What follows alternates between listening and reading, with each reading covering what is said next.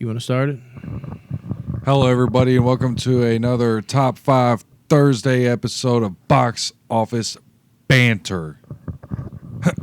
Today, we are doing a Top 5 Thursday that Zach Stairwall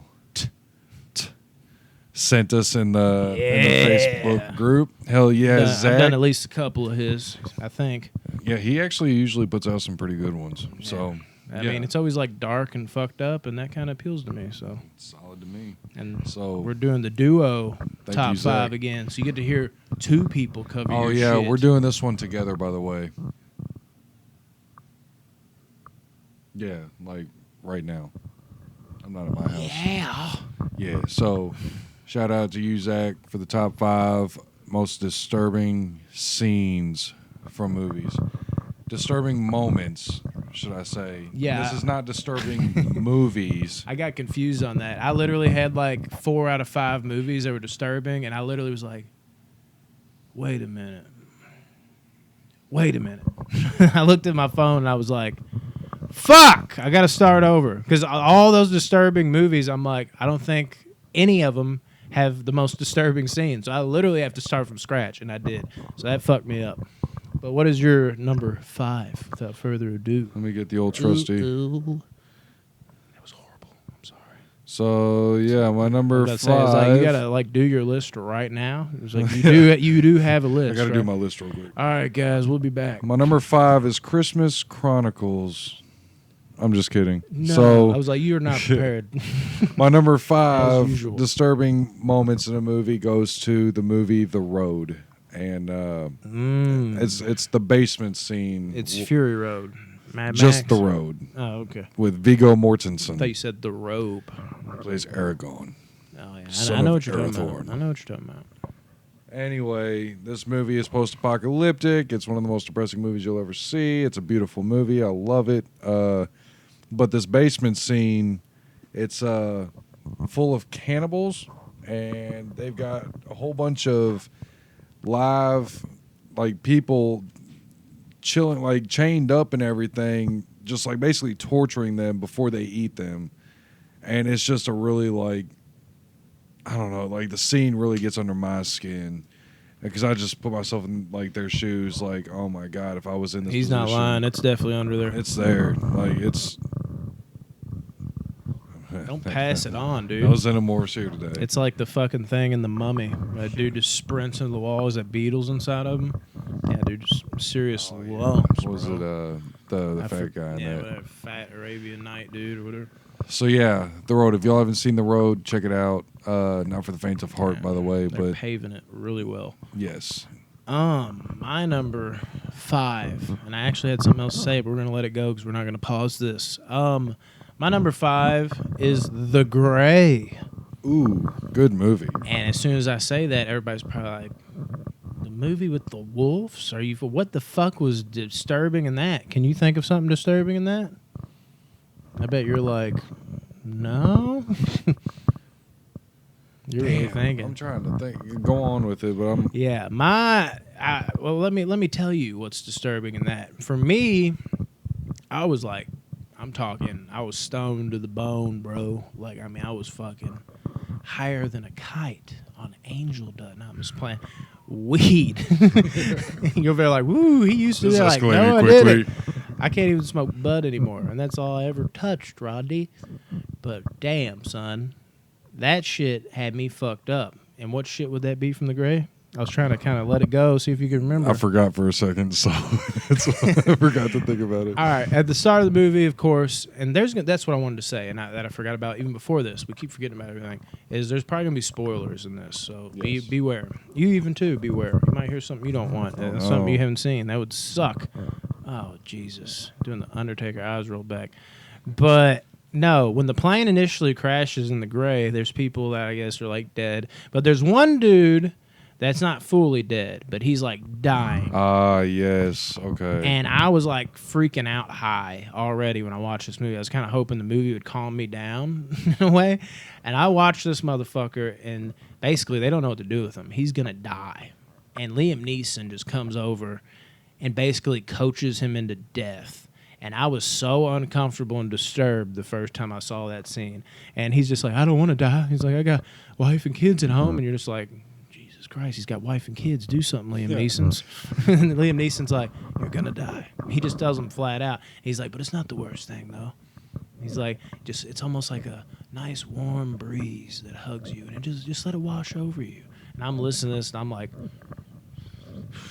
stoned. Like, I'm freaking the fuck out. That scene, to this day, I don't know if it's because I was so high the first time I watched it, but every time I watch it, it fucks with my head. No, I watched The Grey recently, like a couple months ago, and scene, I remember that scene vividly. Yeah, it's not blood. It's just like it has you hooked, and you're just like, dude, can it's you just imagine? His demeanor while he's talking to him. He's so calming, but he's also like serious and honest. Like, look, I'm gonna need you to do this. Like, you keep fighting it, you're gonna die. So let's let this warm feeling wash over you. I was like, dude, shut up right now. Like, I'm too high for this.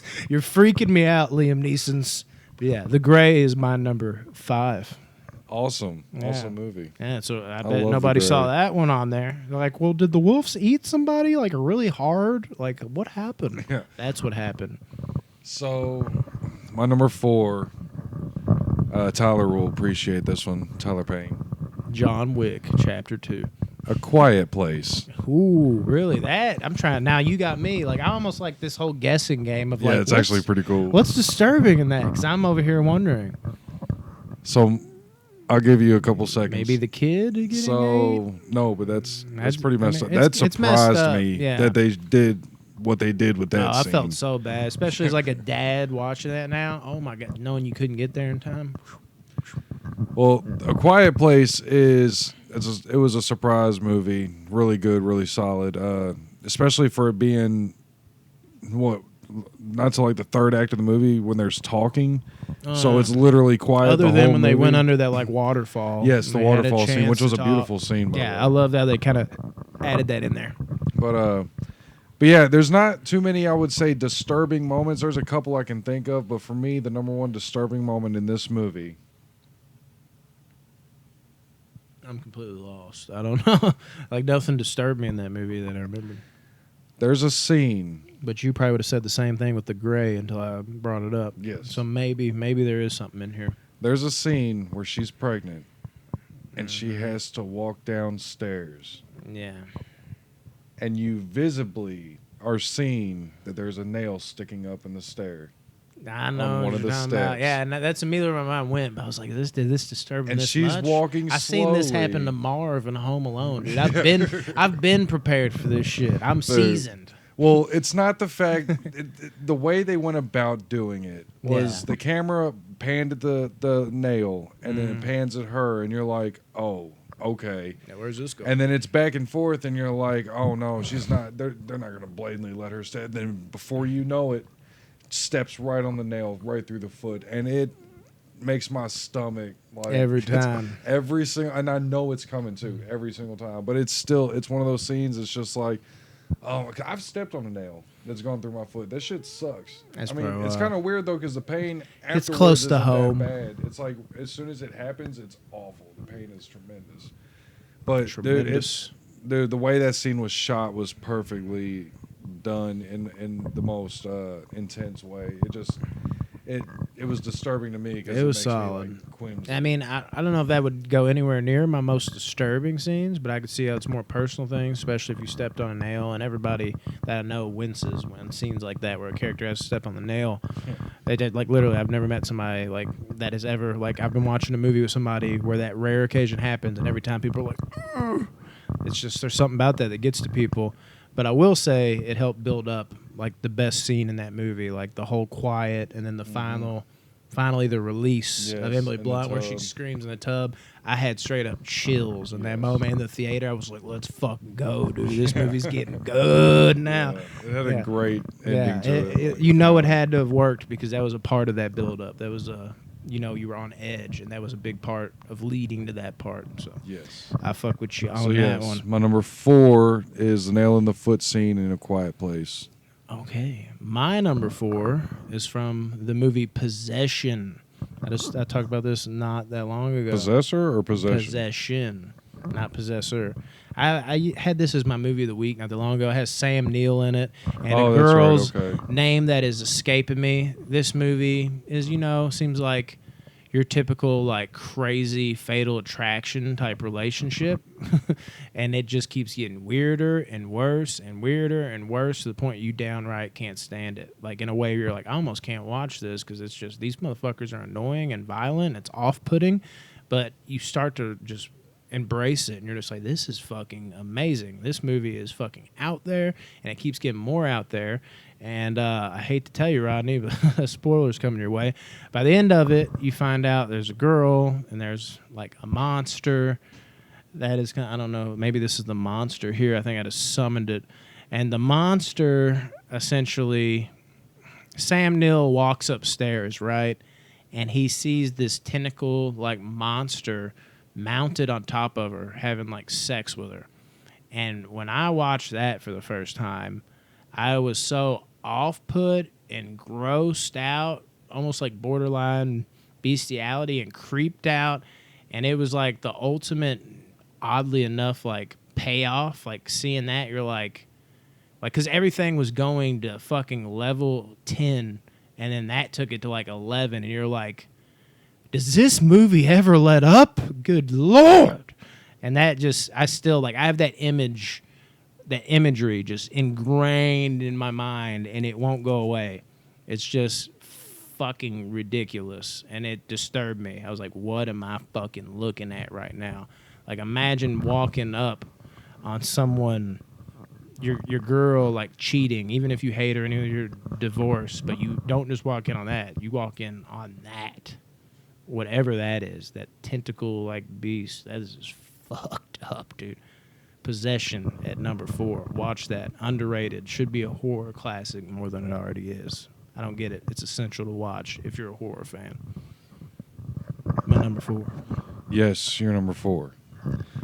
My number 3 goes to Hereditary. Ooh, I like that. Hereditary is I thought about trying to find a way to throw that on here. But it's a pretty disturbing movie. It is. in and of itself, but one scene in particular for me, which I'm sure a lot of people would agree with, is the beheading of the sister. Yeah, that did pop in my mind when I was thinking disturbing. That, and then the other scene where the mom had like the fucking like fishing wire or something. Okay, yeah. Those both popped in my head, but I was like, top 5 worthy? I don't know. I remember, though, my first time watching Hereditary, and that scene happened when they were driving home from the party. And, dude, his reaction when that happened almost had me... I probably shed a tear or two because I immediately put myself in his shoes. Yeah. And I feel like that's exactly how I would have reacted. You know and what it to do. really got it got to me. I don't know if you ended up watching the Hereditary podcast. It ended up being me and Tyler, but like that's the way I described it. It's like you don't know what to do, so you end up just doing nothing. It's like the ultimate version of that. Normally it's like, I got bills, I got to clean this, I got to go mow the grass. You end up just taking a nap thinking about it. But this is like the ultimate price version of that. Yeah. And then the scene extends through, he gets home and just walks in the house. Just lets it be. Knowing what he's doing, and he's awake the next morning still. It's all one and then the scene, reaction. and it's just unbelievably, like, it almost creates panic attack for me. For real. It's crazy. Yeah, and that's what really sells it too, is Colette's performance. Yes. And just kind of hearing her in the background, I'm going to go to the store, whatever she says, and imagining her finding her daughter's headless body. In a realistic left in timing. The back seat. Because that's how Ari Aster, he's perfection with timing in movies. He makes it the time realism in his film. So like when she says, I'm going to the store, and then that intense buildup because you see her walking through the door, closing the door, walking out to the car, opening the car door. It's not just like, hey, I'm going to the store, and then scream. You know what I'm saying? Like, it gave you that buildup of her from that moment all the way to finding her daughter. Yeah. It's so crazy. And then her reaction was just Oscar worthy. It was insane. So yeah, my number 3 goes to Hereditary's beheading scene for sure. Hell yeah. My number 3, which is one you peeked at, is Casino. What is disturbing in Casino, Brandon? Can you think of what's disturbing in this? I think I can think of a couple scenes. Definitely the end, the brothers situation. So if you haven't seen Joe Pesci in Casino, well, you ain't seen him after this scene either. I mean, my God, I guess you'd call it the bat scene. And there's just something, it's the classic, you fucked up with the mob, we're going to make you pay. And he takes Joe Pesci and his brother, who he cares about very much, and they have the bats, and it's not like cutaway type shit. Like, they're like, no, you can't do this. And Pesci's like pleading. And back then in those movies, this is before Home Alone. You're not used to seeing him being the guy like, no, please don't do it. So it was weird seeing him in that role, and almost kind of more disturbing seeing him be that guy in that moment. You're like, oh man, this is so serious. We even got, like, we understand how serious this is. So you're not used to seeing Pesci vulnerable in these like mob movies. And his reaction as like out of nowhere, they're about their business as you expected. They start beating his brother's head in, like, and you can hear it go dink, dink. Like, it looks about as real as you can imagine, like a movie like beating a dude's head in with a bat, like, and his face is like swelling up and his eyes are closing. I think he's like even like gurgling and shit. And Joe Pesci's like, you fuck, like you're not fucking. Then they start doing it to him, and you're watching the same thing happen to him. And, like, I mean, it gets to the point where they're just beating them to a pulp, and you're just watching it play out, and you're like, good God, like, I'm uncomfortable. And then he throws, like, him and his brother in a grave, like, still, like, alive, barely breathing. Joe Pesci, I think it's Pesci that's on. He's, like, still talking, but his face is, like, swollen shut, and they're just fucking, the way they fall in the hole, it looks so real, the way they just collapse over, and they're just throwing dirt on them. And that whole scene, dude, just... it's how real it looks and how real it feels, and like imagining like if that happened to like my brother and how helpless they are in that moment, and the vulnerability of Pesci that you didn't even know like existed until that moment, that makes that scene so disturbing for me. Like, it just, man, it strikes a chord with me every time I watch it. I'm like, here we go, the fucking bat scene. Jesus. That'd be my number 3. Yes. That scene is fucked. I'm telling you. I'll never forget watching it. It's the sound design on it, too, the way the bats just... Because they're like metal bats. It's like clink, clink, and they're just... Their face is getting worse. Your own skull with that. Worse and worse, dude. And he's still screaming. They're fucking like, oh, your brother. Boom. Throw some more dirt on him. Jesus Christ. So, my number 2... my number 2 goes to Requiem for a Dream. That was one I thought about. It was at one point on my radar. I was like, I got to bring something from this, right? And I was like, man, fuck it. I already have like 10 I have to narrow down. I'll just leave it off. Yeah, it was tough. I cut out some good ones. But yeah, Requiem for a Dream. Requiem for a Dream is, it's a movie. It's definitely a movie. Yeah, it's a movie. No, it's I thought that's what you were gonna say. I was like, yep. It deals with addiction, and very graphically, might I add. Every level of addiction is what I love. It's the way I'm somebody now, Harry. Darren Aronofsky, the director, he made this movie in a way that I don't think I've ever seen another movie. Maybe the only other movie close to it for me would be Trainspotting. Yeah. But that's nowhere near the... Yeah, I can see it. I got to watch Trainspotting again. Have you seen the second one? No. I haven't seen it either yet. Everybody loves Trainspotting. I watched it. I didn't hate it, but I was like, I mean, it was all right. It's pretty... I like Trainspotting. Yeah, people love it. I didn't see, I guess the hype got me, because when I watched it, I was like, it's good, but Jesus, this was overhyped. Like, that's how I felt when I watched it. I need to watch it again. So, yeah, for me, the disturbing scene in it has to go to his I'm pretty sure it's his mom. But she's gets addicted to Adderall throughout the movie, and like a bunch of other like diet pills and stuff. I was saying, I'm somebody now. Hey? She was so innocent. She used to be so bad. innocent, and then having to see her go through the electroshock therapy just hurts my heart. every time I see that, because that's one of those movies I'll watch like 2 or 3 times a year, maybe, just because it's not one I can watch again and again and again. But that scene, just seeing her getting the electroshock therapy, and it's like, but she was so innocent. Like, she was such a nice lady. Like, she cared about you know, Jared Leto, her son, that And character. you don't even have to limit it to her because it's like simultaneous because everything else is disturbing is going on. Like, it's not like break from scene and then that's done and we move on. It's they're cut here, then cut here, cut here. So you can even expand it. That just could be your favorite part of it because it goes on and on. You could almost technically consider Requiem for a Dream like one big, long, disturbing scene. To be honest with you, like, you really could. The double-headed dildo. Dude, yeah. That The end guy, scene man. to that movie, yeah. The Jesus. his hole in his arm from where he shot up and everything, they had to cut out.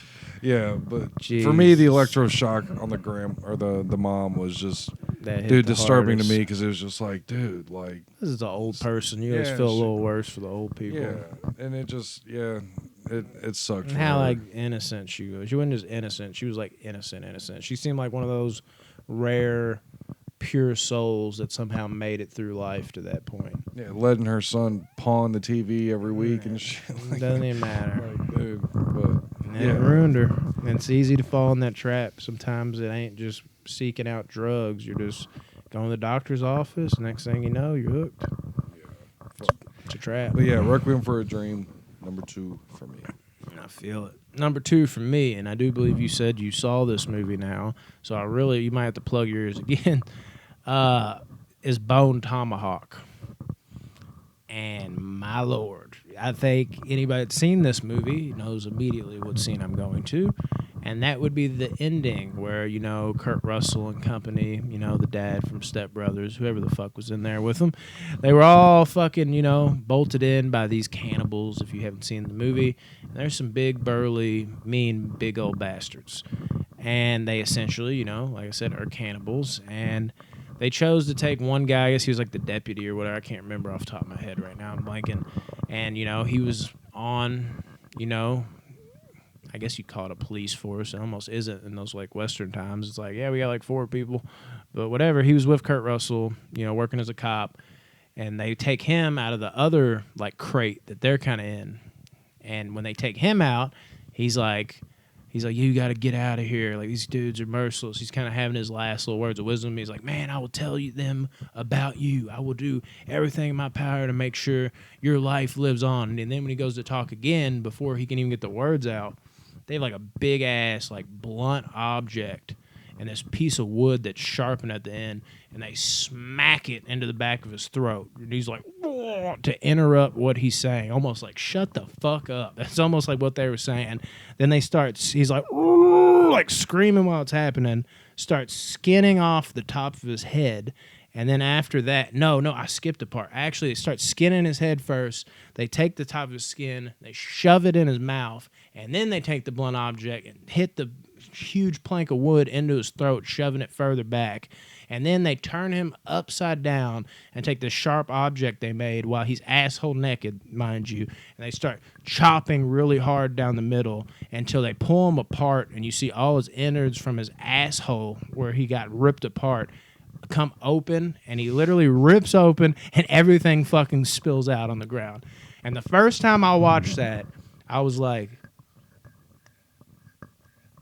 typical S. Craig Zeller. Somebody got to see this. That was my immediate reaction. I was like, I can't be the only one. I was living with my buddy Remy at the time. I literally went in the other room. I was like, bro, just come here. He's like, what do you mean? I'm like, bro, just come here. He's like, what is this? And he's like, gnarly. This is crazy. And I'm like, yeah.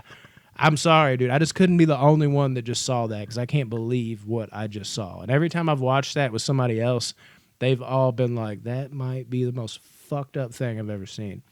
It disturbs me to my core. S. Craig Zolla is a boss. And that scene right there, not for the faint of heart. It left me, oh my God. Like, that's what it was like for me. Jesus Christ. Yeah. Number 2, Bone Tomahawk. Great movie, too. Yeah. Out there.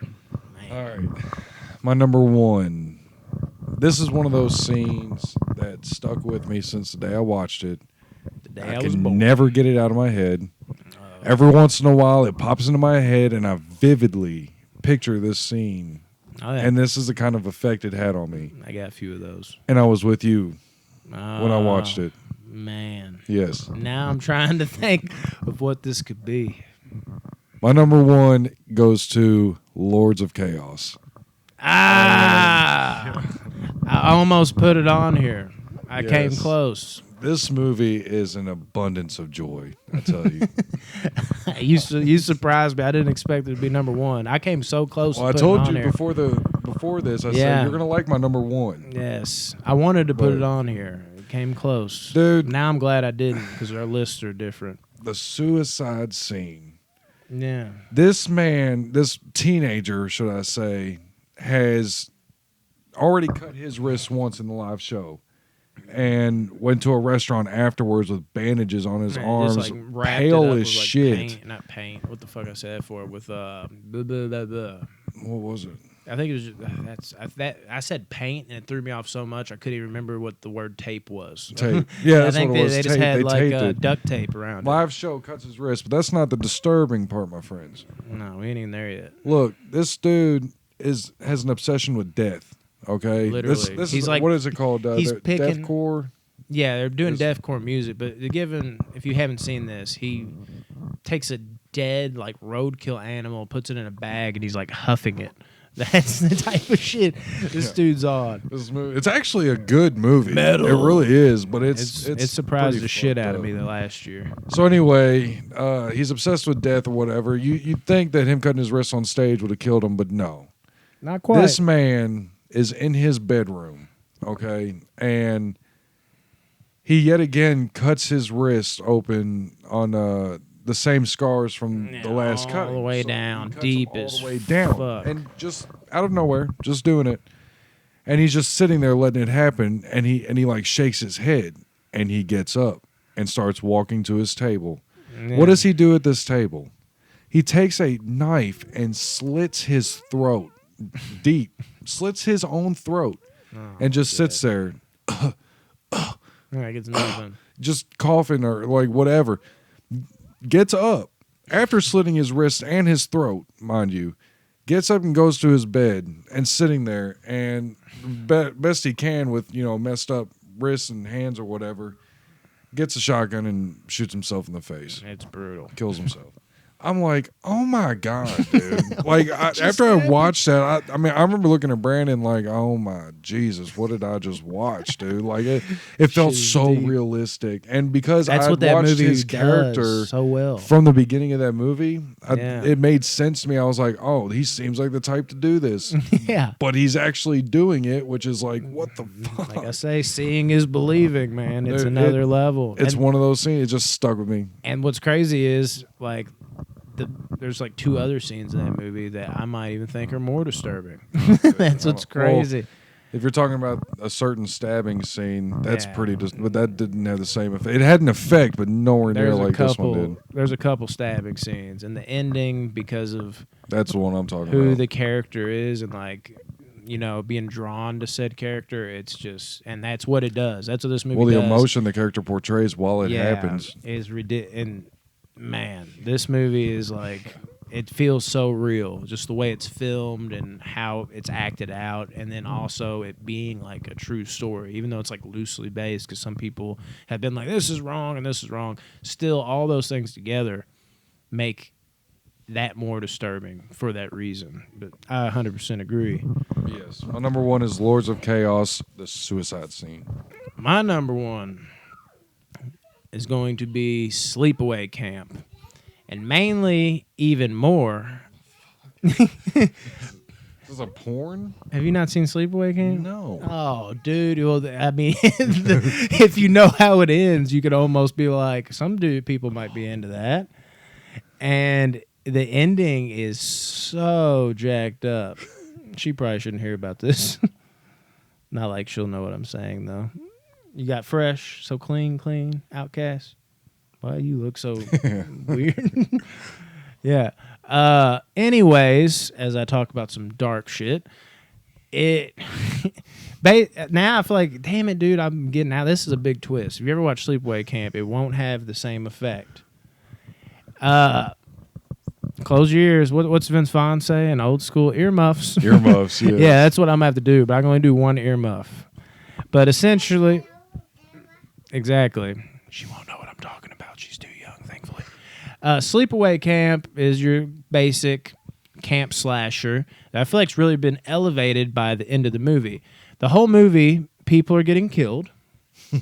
People are getting killed. They're getting murdered, of course. And as they're getting murdered, like any other slasher, I mean, Friday the 13th, The Burning, what have you, you're wondering who's doing it. And, of course, there's one little girl that looks so innocent, and it's like your main character. And you're like, well, we're definitely not expecting her. And what does it do? Of course, it turns out to be her. But that's not all there is to it.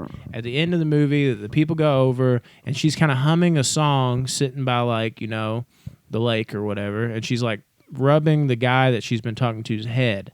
And then as she's doing this, there's, like, a flashback to the mom that's saying, like, Angela, Angela, Angela, that's what I'll call you. I always wanted a little girl, and it's a boy she's talking to. And Angela gets up, nice innocent little girl, and she gets up holding a dude's head. She wasn't just rubbing it. She had decapitated him. And this innocent girl, when she turns around, is naked, and she has a huge dong and a hairy chest, and she's doing this weird thing with her eyes like this while her mouth's gaped like this far open, and she's going like holding his head with the dong out, and you're just like, what? Like, it's so out of left field and so crazy. And when I saw this when I was younger, I couldn't process what was happening. Like, I legitimately was shook, dude. It disturbed the fuck out of me. I was like, he was a fucking dude. And that's all I could come away with. And for that reason, because it fucked me up so much when I was younger, and to this day, if I show somebody new, like, I would have loved to show you this because you would not have been ready for that ending like everybody else. You would have been shook, dude. It's a scene that will inevitably shake you up, dude. 100%. Like that Disney movie, Shake It Up? Not quite. A little different. Yeah. Which it looks ridiculous because she's like this frail, skinny girl, and then there's like a dude with that like tone that she turns into at the body, and the head's clearly on it. But the imagery of it, never get out of your mind, dude. Will never leave my head. Never. Ever, ever, ever. Yeah, there's going to be movies like that out there. That's for damn sure, son. Yes. Appreciate you, Zach Stairwalt. Hope Hell you yeah. enjoyed the super long video. Watch out, Aria. Oh, no.